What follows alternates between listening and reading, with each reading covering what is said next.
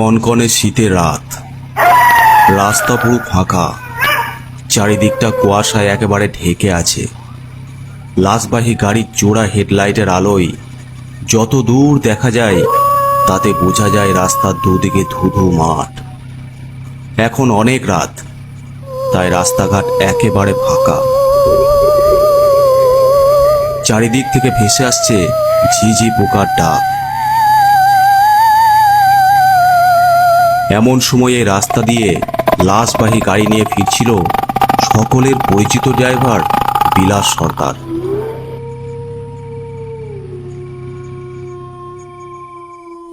সে একটা বটগাছতলায় চায়ের দোকান দেখতে পেয়ে গাড়িটা দাঁড় করালো।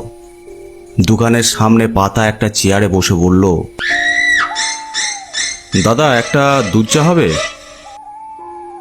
না ভাই, এত রাতে আর দুধ চা হবে না, লিকের চা খাও তো বলো, বানিয়ে দিচ্ছি।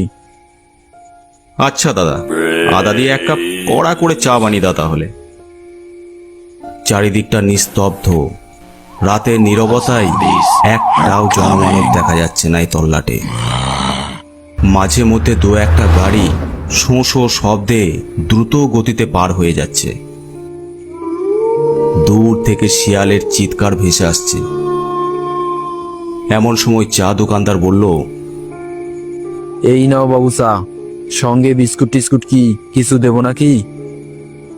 না না, বিস্কুট লাগবে না। আচ্ছা বাবু, তাহলে তুমি চায়ের দাম 5 টাকা দিলেই হবে। হ্যাঁ হ্যাঁ, দিয়ে দিচ্ছি। গরম চায়ে একটা চুমুক দিতেই ফোনটা বেজে উঠল। হ্যালো বিরাজ বাবু, আপনি কোথায় আছেন? তাড়াতাড়ি বারুইপুর হাসপাতালে চলে আসুন। সকালে আপনার অ্যাম্বুলেন্সে পুড়ে যাওয়া যে রোগীকে এনে ভর্তি করিয়েছিলেন, তার মৃত্যু হয়েছে। সঙ্গে মৃত ব্যক্তির বাড়ির লোকও আছে। আপনি এসে মৃতদেহটাকে ইমিডিয়েট মর্গে নিয়ে যাওয়ার ব্যবস্থা করুন। আচ্ছা, আমি কয়েক মিনিটের মধ্যে আসছি। তারপর চাটা শেষ করে চায়ের দাম মিটিয়ে উঠতে যাবে, হঠাৎ কিছু একটাই লেগে তার প্যান্টটা একটু ছিঁড়ে গেল। যেন কোনো এক অশুভ শক্তি তাকে ওখানে যাওয়া থেকে আটকাতে চাইছে। বাবু, এটা কিন্তু অশুভ লক্ষণ, সাবধানে যাবেন। আরে ওসব কিছু নয়। সে তোয়াক্কা না করে গাড়ি নিয়ে রওনা দিল।